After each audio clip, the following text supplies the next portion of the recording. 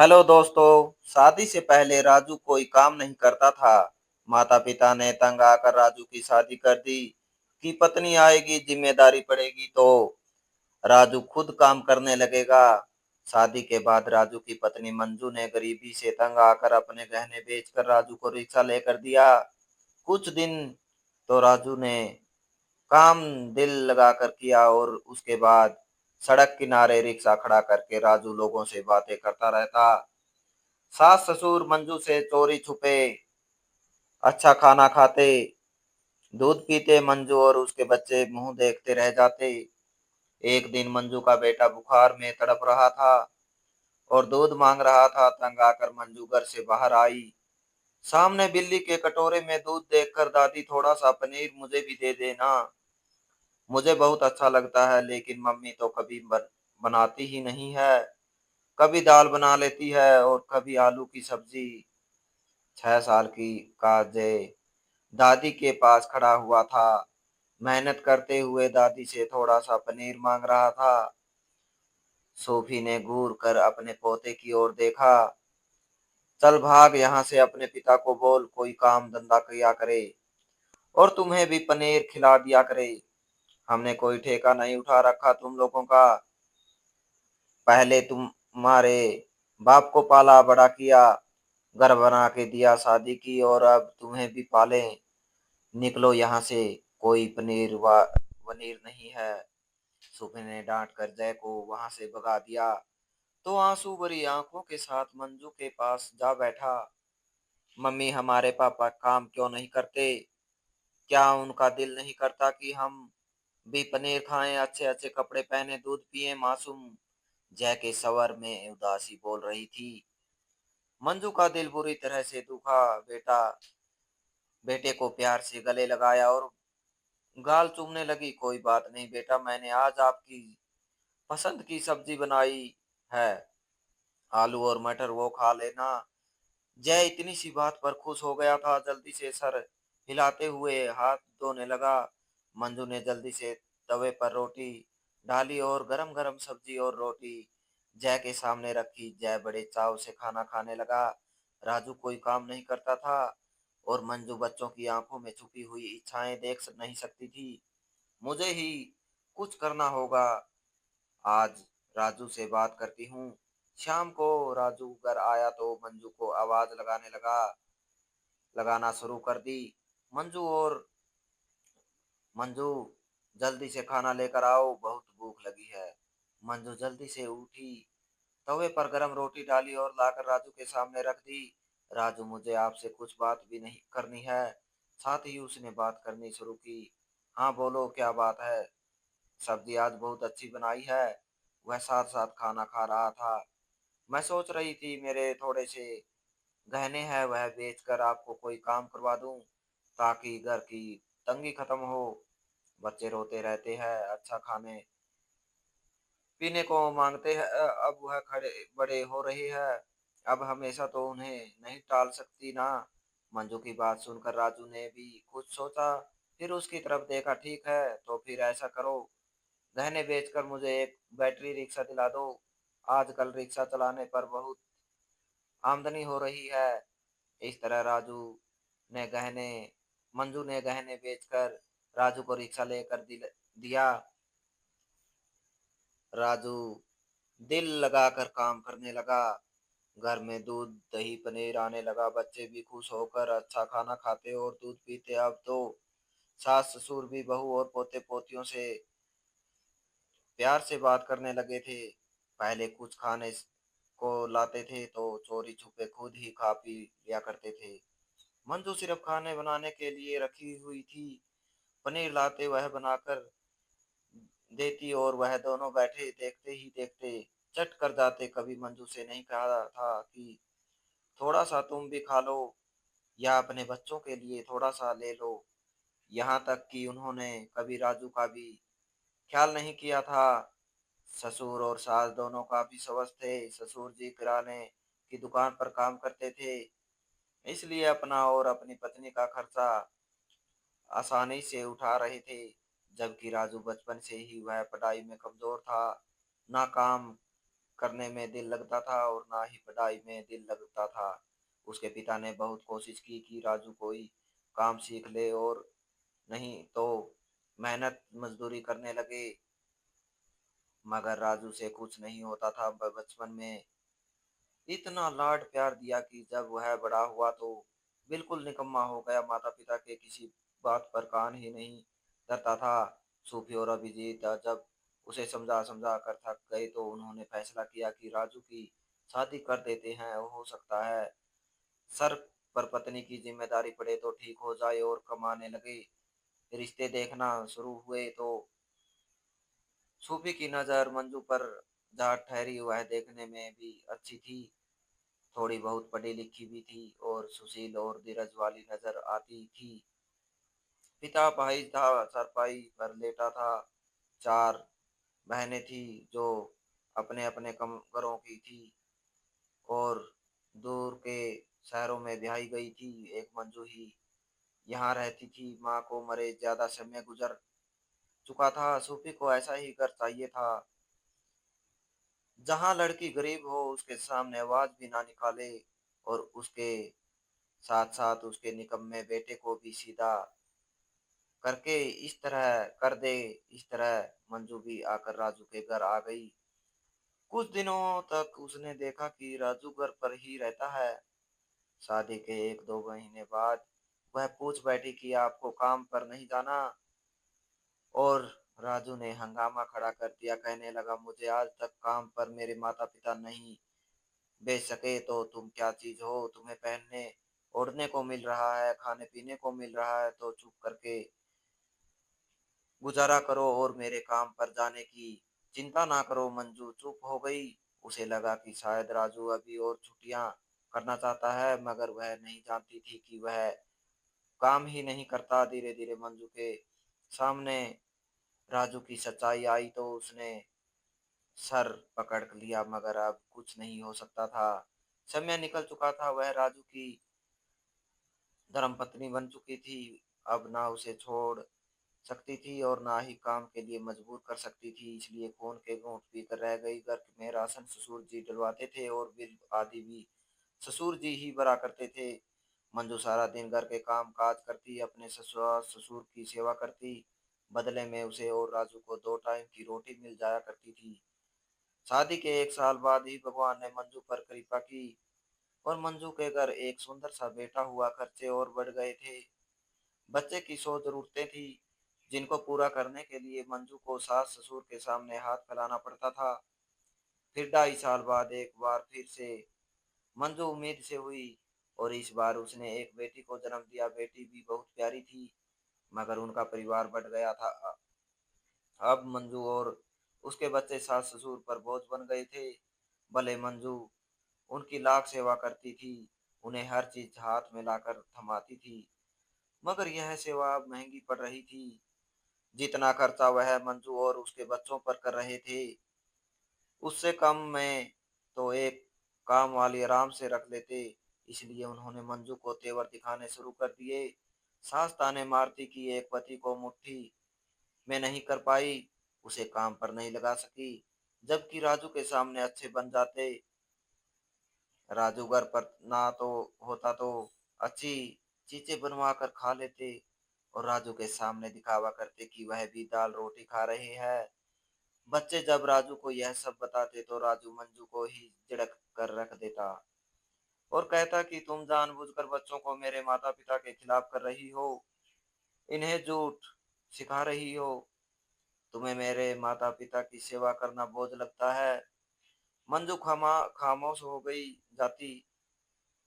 इसी तरह झूठे सच्चे बहाने लगाकर सास ससुर ने मंजू को अलग कर दिया और सारा दोष भी मंजू पर ही डाल दिया।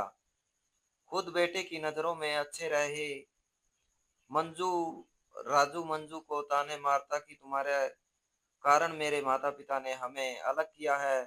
मंजू की जिंदगी नरक बनकर रह गई थी। बिना किसी अपराध के ही वह सजा भुगत रही थी। अपने छोटे छोटे मासूम बच्चों को एक एक चीज के लिए तरसता हुआ उससे नहीं देखा जाता था। रोज रोज की गरीबी से तंग आकर मंजू ने अपने गहने बेचे और राजू को रिक्शा दिला दिया। लेकिन कुछ दिन खुशी के गुजरने के बाद फिर वही हाल होने लगा। राजू रिक्शा खड़ा कर देता और सारा दिन लोगों के साथ गप्पे मारता रहता। शाम को घर आकर मंजू से झूठ बोल देता कि आज दिहाड़ी नहीं लगी। मंजू सर पकड़कर बैठ जाती। मंजू के बेटे को बहुत तेज बुखार हो गया। बुखार इतना तेज था कि हाथ नहीं लगाया जा रहा था। बेटे का कोमल सा शरीर आग की तरह दहक रहा था। चेहरा पीला हो चुका था, आंखें आधी खुली रहती और होठ सूख गए थे। वह बार बार कह रहा था और मंजू के गले लगकर कहता कि मम्मी थोड़ा दूध दे दो। मंजू के दिल पर छुरियां चलने लगती। वह बेटे को सीने से लगाकर प्यार करती और बहलाती कि बेटा अभी लेकर आती हूँ। लेकिन जानती थी कि उसके पास 1 रुपया भी नहीं है। 2 दिन से मंजू ने खुद कुछ नहीं खाया था। बर्तन खाली पड़े थे, आटा खत्म हो चुका था। बच्चे भूख से बिलख बिलख कर रोते और मंजू बस अपनी आंखों के आंसू पोंछ कर उन्हें बहलाने की कोशिश करती। छोटी बेटी बार बार माँ के पास आती और कहती कि मम्मी मुझे रोटी चाहिए। मंजू ठंडी आह भरकर बेटी के बालों पर हाथ फेरती और बहला देती कि थोड़ी देर रुको, अभी पापा आएंगे तो लेकर आएंगे। मगर उसका दिल जानता था कि पापा घर आकर यही कहेंगे कि आज फिर दिहाड़ी नहीं लगी। मंजू सोचती कि काश मेरे पास कोई ऐसा सहारा होता जो बच्चों की भूख मिटा सकता। राजू को जरा भी चिंता नहीं थी। दिन भर रिक्शा खड़ा करके दोस्तों के साथ बैठा हंसता खेलता और शाम को खाली हाथ घर आ जाता। खाना मांगता और दिहाड़ी का बहाना बनाकर टाल देता। मंजू ने कई बार कहा कि अगर रिक्शा चला लेते तो बच्चों के लिए कुछ ना कुछ जरूर आ जाता। लेकिन राजू बहाने बनाकर उसे चुप करवा देता। उस दिन जब बेटे को बुखार बढ़ा तो मंजू की जान गले में अटक गई। उसने पानी की पट्टियां करके बुखार कम करने की कोशिश की, मगर बुखार कम होने की बजाय बढ़ता ही गया। बच्चा बार बार तड़प कर माँ को पुकारता और दूध मांगता। मंजू का कलेजा मुंह को आता।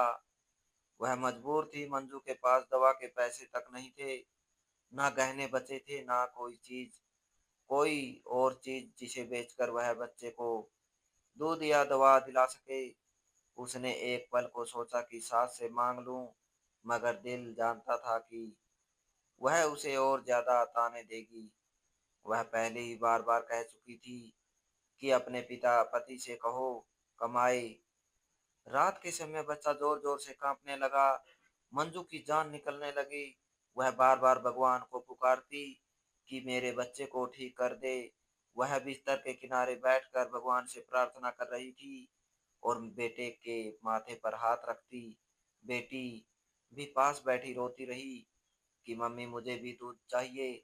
उसने अपने कपड़ों को पानी में भिगोकर बेटे के माथे पर रखा ताकि बुखार कम हो जाए, मगर बुखार कम ना हुआ।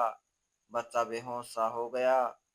मंजू बार बार बेटे को हिलाकर आवाज देती, मगर बच्चा बस मध्यम सी आवाज में दूध मांगता और फिर आंखें बंद कर लेता। सुबह तक वह जागती रही और भगवान से प्रार्थना करती रही कि भगवान अगर मेरा पति नहीं सुधर सकता तो कम से कम मेरे बच्चों पर दया कर दे। पेट खाली होने के कारण कमजोरी ने उसके शरीर को निडाल कर दिया था, मगर फिर भी वह हिम्मत करके बच्चों के सर पर हाथ फेरती रही। मंजू ने सोचा कि जिंदगी कितनी कठिन परीक्षा ले है, लेकिन वह बेबसी के सिवा कुछ नहीं कर सकती थी। वह अपने दुर्भाग्य पर रोती रही। उसके दिल से बस यही प्रार्थना निकलती रही कि भगवान मेरे बच्चों को बचा ले। मंजू ने रात भर जागते हुए अपने बेटे के चेहरे को ताकते हुए गुजार दी। आंखों के नीचे हल्के गड्ढे हो गए थे। बेटे का बुखार कम होने के बजाय बढ़ता ही जा रहा था। उसका छोटा सा शरीर आग की तरह दहक रहा था। बार बार मध्यम आवाज में दूध मांगता। मंजू की जान निकलने लगती। वह उसे सीने से लगाती और थपथपाती, मगर खुद बेबस थी। उसके पास ना दवा थी ना दूध। अंदर से दिल चूर हो रहा था। वह बार बार भगवान को पुकारते हुए अपने बच्चे के सर पर हाथ फेरती रही। सुबह का सूरज निकला तो मंजू की सहन शक्ति जवाब दे गई। वह और सहन ना कर सकी। उसने अपने बच्चे को गोद में उठाया और रोती बिलखती घर से बाहर निकल पड़ी। वह सीधी उस छोटे से क्लिनिक पर जा पहुंची जहां एक डॉक्टर बैठा करता था। वह क्लिनिक डॉक्टर के घर में ही था। दरवाजे पर पहुंची तो हिम्मत टूटने लगी, मगर बेटे की आवाज सुनकर कदम बढ़ा लिए। डॉक्टर को आवाज दी तो उसने दरवाजा खोला। मंजू सीधी आगे बढ़ी और बेटे को सामने लेटाकर हाथ जोड़ दिए। आंखों से आंसू बह रहे थे। कांपती आवाज में कहने लगी, डॉक्टर साहब, मेरे बेटे पर दया करें। 2 दिन से बुखार में जल रहा है। मेरे पास पैसे नहीं है। मैं बहुत गरीब हूँ। मेरे पति भी कोई काम नहीं करते। आप दवा दे दें। मैं आपके आगे हाथ जोड़ती हूँ। डॉक्टर ने मंजू की हालत देखी। उसकी आंखों में आंसू और चेहरे पर मायूसी साफ झलक रही थी। उसने गहरी सांस ली और दिल में उस बच्चे पर दया आ गई। बगैर कुछ कहे अलमारी से दवा निकाली और मंजू के हाथ में पकड़ा दी।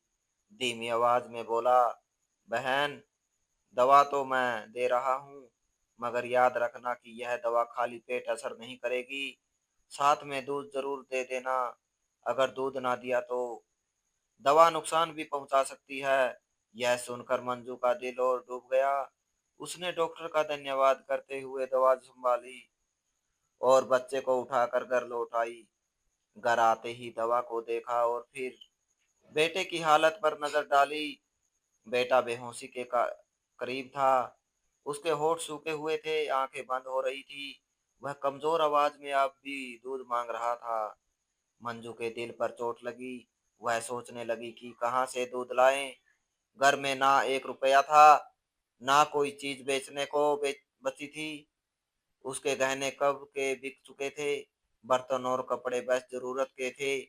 उसने सोचा कि शायद कोई पड़ोसी मदद कर दे, मगर मोहल्ले वाले पहले ही ताने देने के आदी थे। वह हिम्मत नहीं कर पा रही थी, मगर बच्चे की तड़प ने उसे मजबूर कर दिया। उसने बेटे को बिस्तर पर लिटाया और बाहर निकल आई।